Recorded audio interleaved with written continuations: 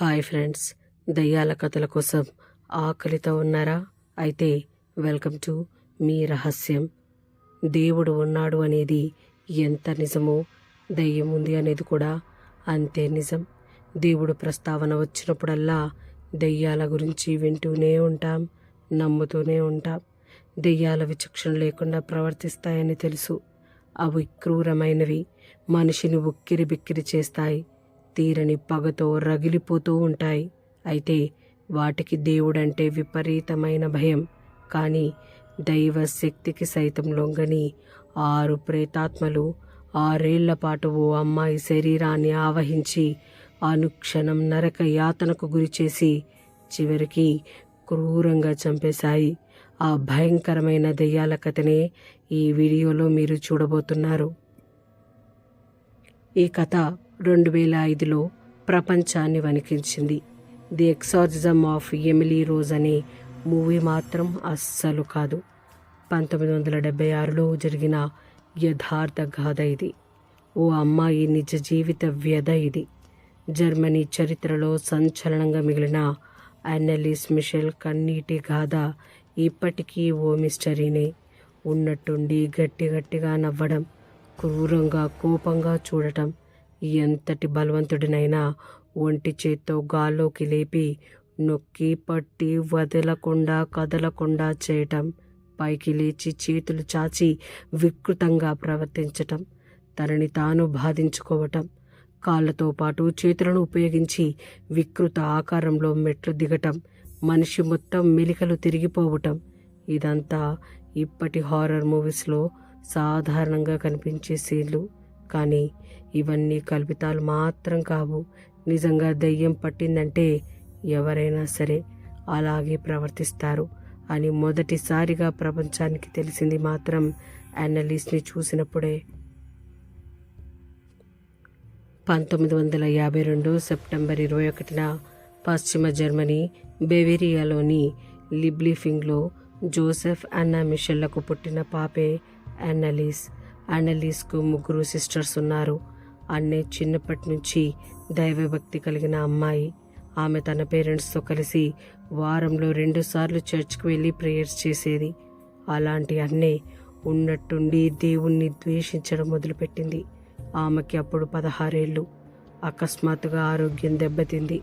హాస్పిటల్లో చేర్చి ఆమెకు ట్రీట్మెంట్ కూడా అందించారు. అయినా ఆమెలో ఏ మార్పు రాలేదు. ప్రపంచం దృష్టిలో మాత్రం అన్నకు వ్యాధి చేసింది. కానీ ఆమె ప్రతి క్షణం గడిపే రోజు ఎంతో నరకయాతనతో అనుభవించింది. తనకు ఆత్మలు కనిపిస్తున్నాయంటూ భయపడుతూ దినదిన గండంగా బ్రతికేది అన్నే. అన్నయ్యను చూసి భయపడొద్దని, అదంతా వ్యాధి లక్షణాల్లో భాగమే అని వైద్యులు పేరెంట్స్ చెప్పే ప్రయత్నం చేశారు. దీంతో తన కూతురి ఆరోగ్యం బాగుపడాలని ఆ పేరెంట్స్ దేవుణ్ణి సైతం ప్రార్థిస్తూ ఉంటారు. ప్రార్థన చేస్తున్న సమయంలో ఎవరో నువ్వు నరకంలో కుళ్ళిపోతున్నావు అని అంటున్నారని అన్నయ్య పేరెంట్స్కి చెప్పింది. అయినా వాళ్ళు పట్టించుకోలేదు. అది మానసిక సమస్యగానే చూశారు వాళ్ళంతా. జీసస్ ఫోటోను చూసినా, సిలువను చూసినా అన్నయ్య వింత వింతగా ప్రవర్తించేది. చర్చ్కి వెళ్ళాలంటేనే భయపడేది. బలవంతంగా ప్రార్థన స్థలాలకు తీసుకుని వెళ్తే ఆమె చేసే వింత చేష్టలు అందరినీ ఆశ్చర్యానికి గురిచేసేవి. చర్చి పరిసరాల్లోకి రాగానే నీళ్ళ కాలిపోతుందని, కాళ్ళల్లో మంటలు పుడుతున్నాయని గట్టిగా అరిచేసేది. అన్నే ప్రవర్తన చూసిన ఆమె స్నేహితులు, కుటుంబ సభ్యులు ఆశ్చర్యపోయేవారు. ఆమెకు ఆత్మ ఆవహించిందా అని అనుమానించేవారు. అన్న లెటర్ చదివిన ఫాదర్ ఆల్ట్ మనస్సు కరిగిపోయింది. ఆ లెటర్ను బిషప్ జోసెఫ్కు చూపించారు. దాంతో బిషప్ ప్రీస్ట్ ఆర్నాల్డ్ రేంజ్కు భూత వైద్యం చేసేందుకు అనుమతి ఇచ్చారు. అయితే ఇదంతా రహస్యంగా జరగాలని ముందే ఆదేశించారు. 1975 డిసెంబర్ 24 నుంచి అన్నీకు మందులు ఇవ్వడం మానేశారు. భూత వైద్యం మొదలుపెట్టారు. అన్నే ప్రవర్తన వీడియోల రూపంలో, ఆడియోల రూపంలో రికార్డు చేశారు. ఇప్పటికీ వాటిని మీరు నెట్లో వినొచ్చు, చూడొచ్చు. అన్నే గొంతులో వినిపించే మాటలు ప్రేతాత్మలవని ఫాదర్ గుర్తించారు. 1 కాదు 2 కాదు, ఏకంగా 6 ప్రేతాత్మలు అన్నెను ఆవహించాయి. వాటి పేర్లు Lucifer, Cain, Judas, Iscariot, Belial, Legion, Nero అని తేల్చారు భూత వైద్యులు. కానీ వాటిని అన్ని శరీరంలో నుంచి వెళ్ళగొట్టడంలో మాత్రం ఫెయిల్ అయ్యారు. వారానికి 2-3 రోజులు 4 గంటల చొప్పున 67 సార్లు ఆమెకు భూత వైద్యం అందించారు. అయినా ఏ లాభం లేదు. ఆ నరకం భరించలేక అన్నే 1976 జూలై 1న చనిపోయింది. చనిపోయినప్పుడు ఆమె వయసు 23 ఏళ్లే. అప్పుడే ప్రపంచానికి అన్నె కథ తెలిసింది. అన్నె మరణానికి భూత వైద్యమే కారణమని పోలీసులు కేసు నమోదు చేశారు. అందుకు సహకరించిన అన్నె పేరెంట్స్ను అరెస్టు చేశారు. భూత వైద్యం కారణంగా అన్నెకు సుమారు 10 నెలల పాటు ఆహారం ఇవ్వలేదు. తిండి లేక అన్నె చనిపోయిందని, ఎముకలన్నీ ఛిద్రమై మాంసం ముద్దలా మారిందని, కేవలం 30 కేజీల బరువు మాత్రమే ఉందని పోస్ట్మార్టం రిపోర్ట్లో తేలింది. ఆమెను ప్రేతాత్మలు ఆవహించాయని భూత వైద్యులు కోర్టుకు తెలిపారు. అందుకు సంబంధించిన వీడియోలను, ఆడియో టేపులను కోర్టు ముందుంచారు. ఆ రికార్డులే వారిని ఈ కేసు నుంచి కాపాడాయి. అన్నె తన మూత్రాన్ని తానే తాగిదని, తనని తాను గాయపరుచుకునేదని సాక్షులు తెలిపారు.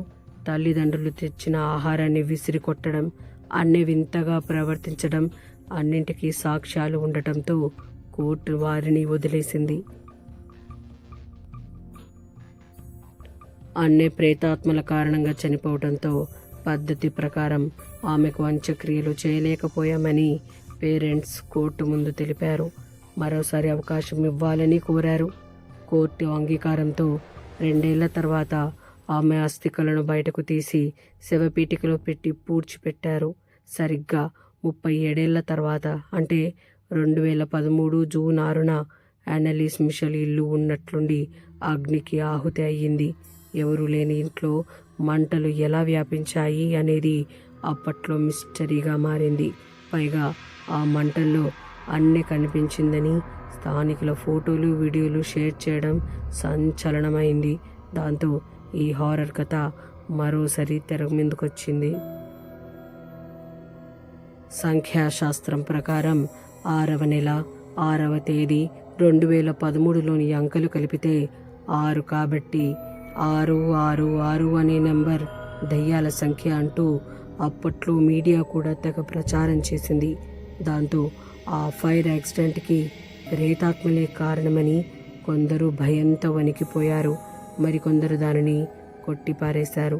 ఇది అత్యంత భయంకరమైన అన్నె కథ. ఇలాంటి మరిన్ని ఇంట్రెస్టింగ్ ఘోస్ట్ స్టోరీస్ కోసం మా ఛానల్ను ఫాలో అవ్వండి. అలాగే పడుకునే ముందు మాత్రం ఈ వీడియోను అస్సలు చూడకండి.